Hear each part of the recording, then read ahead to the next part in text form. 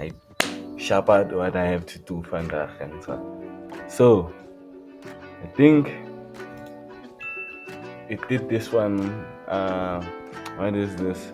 The last class, which I'm still editing. As you can see, I'm just now editing the caption because I know that some of you people won't hear me somehow, somewhere. So, because hey, English is not our mother's tongue.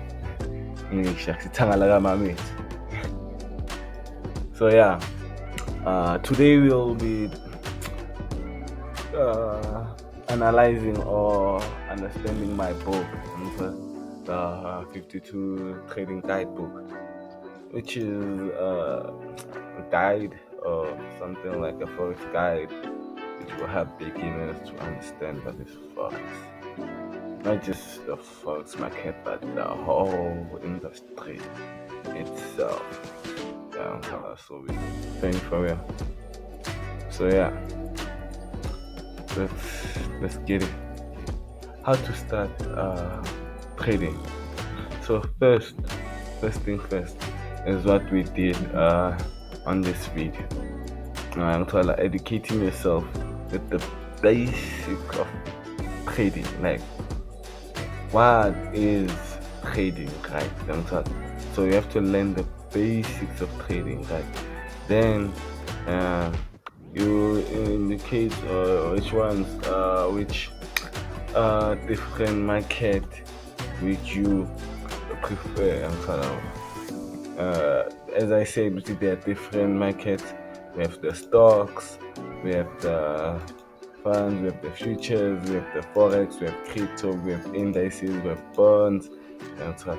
So we have a lot of these things. So most traders trade indices and the forex and stocks. Yeah, those are the only or the most traded uh, forex. I don't know what to call it. Forex thingies, forex sectors, or yeah, because there are different types of forex. There's the pure forex, which is like your current exchange, your currency exchange. Um, then there's crypto, whereby it's a coin, right? A coin that is developed by people. Then it's based on nothing value. Then people invest in that coin and it increases that value. Typically, what happened to Bitcoin when Bitcoin was created years ago? People thought it was a scam. Now the one Bitcoin is equivalent to, if I'm not mistaken, 200, 200k.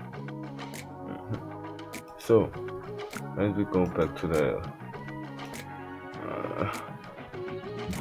guide, so we have even what we call trading strategy. So a trading strategy is a way in which you approach the market. Trading strategy may differ on how you want to approach the market.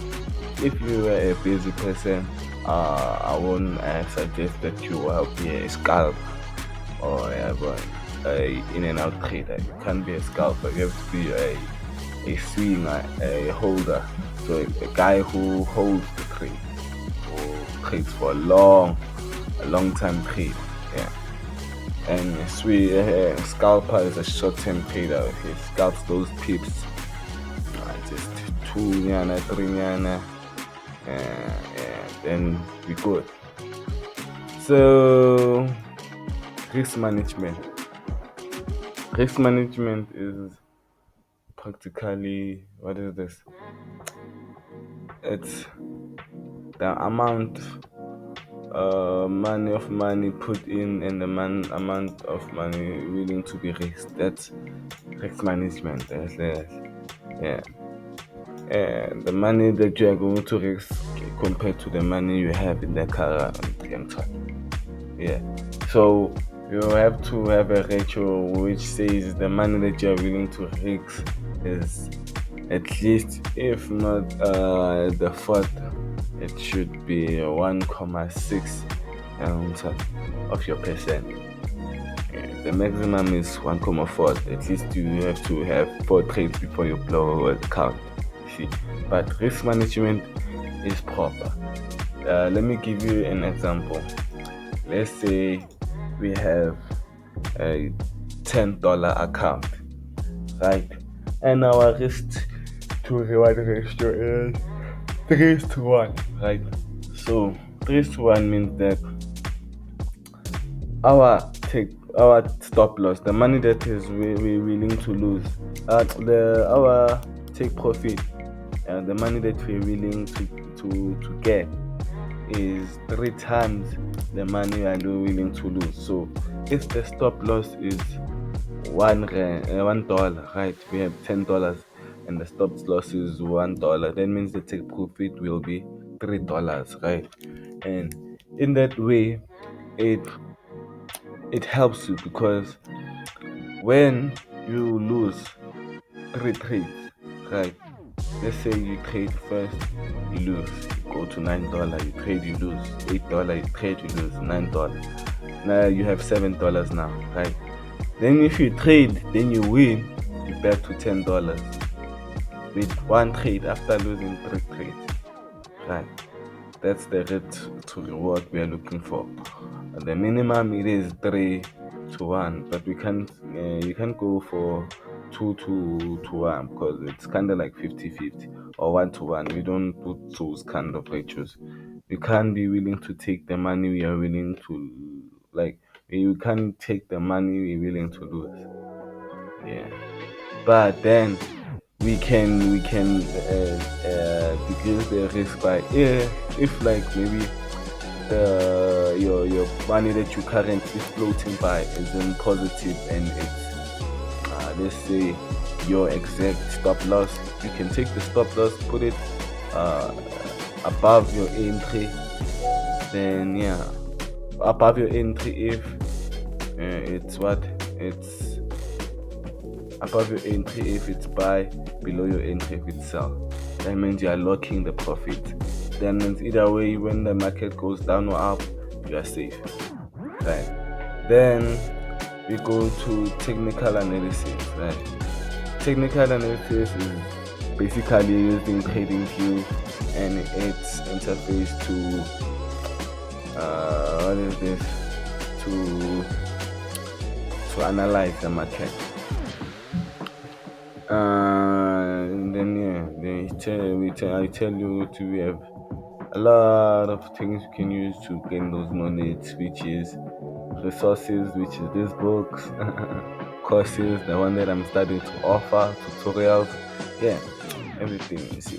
So yeah, the set goals here is that you have to set goals and identify your trading style. Right. So when I say you have to set goals, I mean that you have to be realistic. Set goals that you need to understand the forex market by May before you enter or before you fund your account, right? Then identify your trading style. As I was saying, you have to identify whether you are a fundamental trader. A fundamental trader is a trader which only trades news and what is this earnings release, right? Then a technical trader is as I once said, as a trader that relies on trading view to trade, right? To analyze the market. Then we have the what is this? Scalping. Scalping, I've said it again. It's entering now and exiting the same time or a few minutes after. Then we have the swing trader, which is holding your investment for a long time. You have to choose the market. I've already. So this is basically this. Right, you choose your market. I just said it. There's forex, there's commodities, there's futures, there's bonds, there's stocks. Right. and you choose your broker. Okay, so this one is important because there are many scams right now. There's this thing that says forex is a scam. Forex is not a scam, but brokers, some of the brokers are scams. So you have to make sure that you check if the broker has a FSP number, which is a finance provider something number, something like that. Financial provider service, something like that.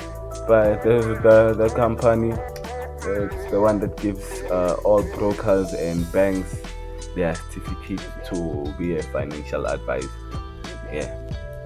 Okay. Developing a trading plan. It is important. There's nothing much more important than developing a trading plan.